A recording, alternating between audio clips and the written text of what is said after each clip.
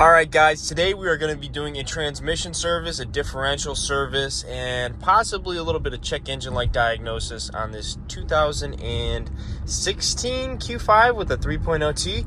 So there's a little rare spec right here. Usually you find these Q5s with the 2-liter turbos, which is, less than desirable in my opinion. But this one actually has the 3.0T, the Supercharged V6, and it's not a SQ5, so it had to get optioned out with this motor and still not be a SQ5, so kind of a cool spec to see. So we're going to be doing a little bit of work to it today, starting with the transmission service. It's essentially going to entail dropping the pan, changing the filter, slapping the pan back up, putting some fluid in it, and checking the level. We'll show you guys how to do that. Simple drain and fill in the rear diff, possibly the front diff if this has one. I don't believe these have one, and the ZF transmissions. So we're going to do that, and then the check engine light is on.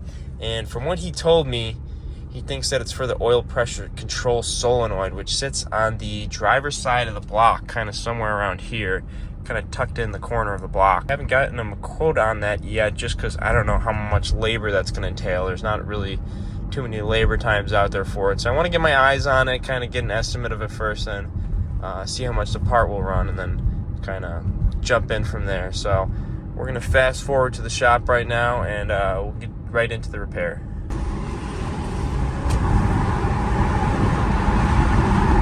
Oh, Honda. All right, we're going to start working on this thing right now. If you're doing this at home, I recommend jacking it up as high as you can. I have a lift, fortunately, but you're going to jack from those pinch welds right there.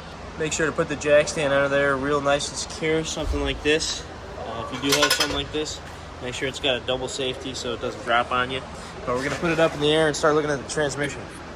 All right, so first we're going to have to take this cover down. There's going to be a few T25s here. This one is missing some, but take these T25s off and this whole cover will just drop down. Alrighty, after removing the skid plate, we have full access to the underside of the transmission. Kind of. We're going to have to remove two things here. You probably will need to put the jack under here. I would put it right around there, because this transmission brace is going to have to come down to get full access to the pan. Same thing with this cross brace up here. I'll get back to you guys with the sizes in a second. All right, these suckers are going to be 18 mils, and then the triple squares are going to be M14s.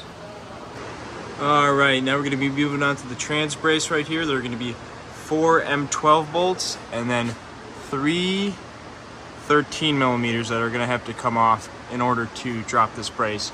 But before you do that, I would definitely jack it up right here. Do not go on the seat shield, it's going to bend on you. So make sure you get it on right there. It might be a little tough, but use a piece of plywood maybe sideways like this, so you don't damage anything and you can clear the brace. But after that, this brace will drop down. It is supporting the weight of the transmission, so be careful, make sure it's jacked up properly. But after that, we'll have access to the pan. All right, now that we have the transmission supported up here, we're going to go ahead and remove these 4 M12 bolts in these 3 13 millimeters. All right, so there's going to be 12 T30s holding this pan in.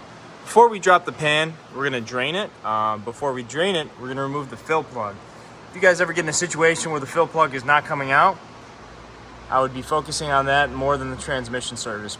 Alrighty, like I said before, let's crack the fill plug open. This looks to be a 10 millimeter hex, possibly an 8 millimeter hex, and then this is going to be a 5 or a 6.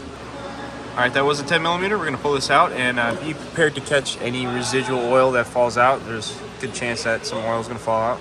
There we go. All right, but what I'm going to do before I pull this out is I'm going to catch as much as I possibly can in like a jar or a jug or something. That way, when we put the fluid back in, we know exactly how much we pulled out, and we kind of get a good idea of how much is going to go back in.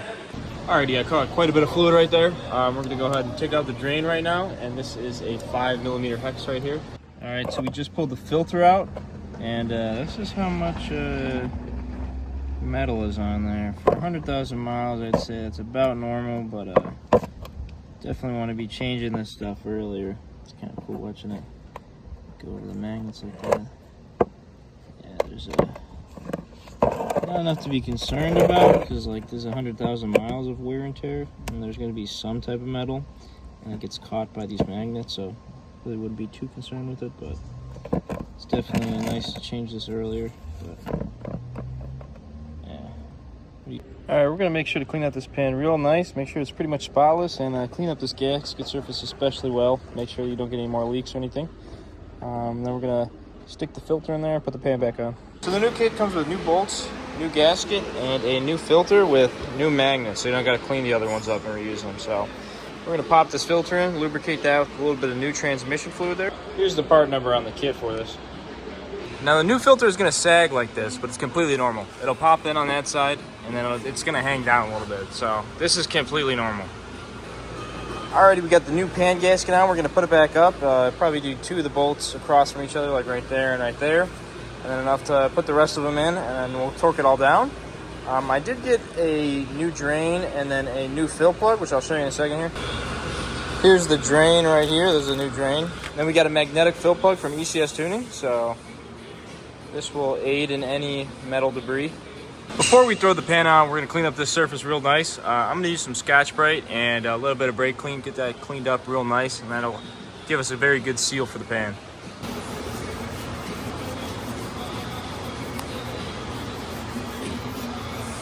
Alrighty, so for the pan bolts, it's gonna be this sequence right here.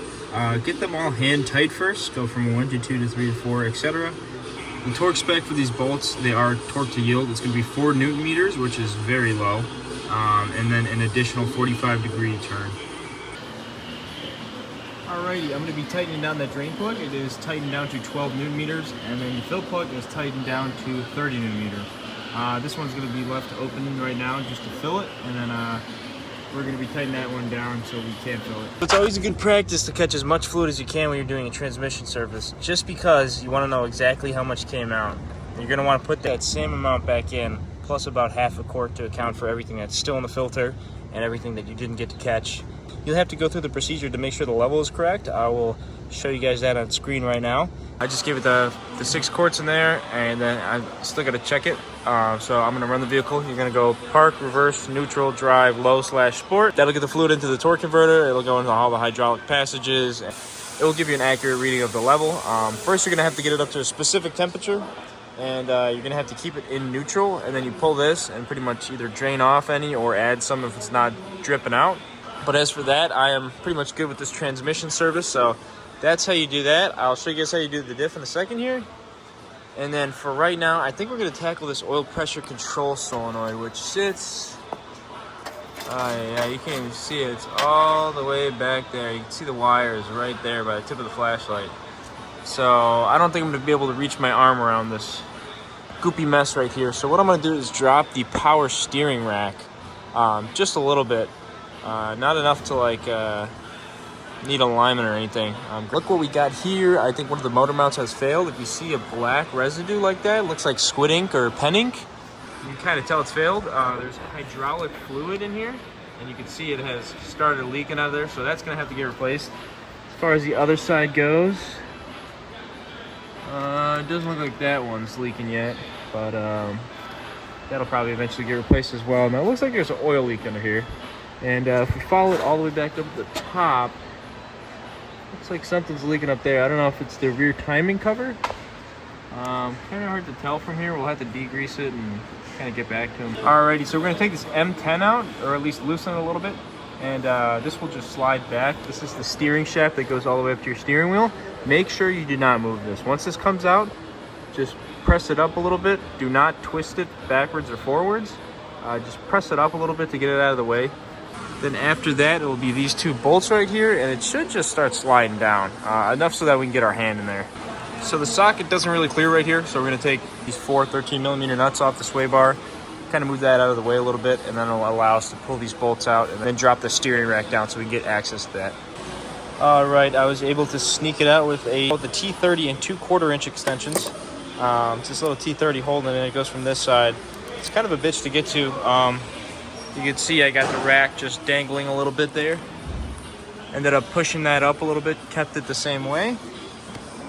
And it might be kind of hard to see here, but there's a hole. The smaller hole is where the T30 goes in, and the bigger hole is AL. The bigger hole is where this sucker goes in. So I'm going to see if WorldPack has it right now. Hopefully they do, or else I'm going to actually crash out. But we'll be replacing that right now, and then we're going to jump onto the diff after this. Here's the part number for that solenoid. All right, we just went to the dealer to buy this $250 oil pressure control solenoid, which is honestly insane. I can't believe they charge so much for this thing. If anybody's got a link to where you can get it cheaper, put it in the comments down below. I know you can get it online for cheaper, but I need this today, so it's what $250 looks like, I guess. All right, I got everything bolted back up. I put the power steering rack up again, tighten that down, good and tight, tighten down the sway bar, good and tight. That T30 in there is nice and tight. Plug that connector in, put the gray tab back in, and we're gonna be putting everything back together right now. Now, when you do that solenoid, it's probably gonna be a pain. It's easy with the lift, and it's easy doing everything with the tools here. But if you're doing this on the ground at home, just keep your patience, know that it's possible, and keep going at it. You could definitely do it. It's just going to take a little bit of patience and some swear words. So those are my words of encouragement. Going back to the differential here, you're going to want to take the fill plug out first and then move on to the drain plug here. You always want to take the fill plug out first just in case it never comes out. And then you're kind of screwed if you drained all the fluid and you can't get it back in. These are all aluminum, so they don't really rust like a GM product would. But yeah, take the fill plug out and then the drain. Alrighty guys, wrapping it up for a day. No more check engine light.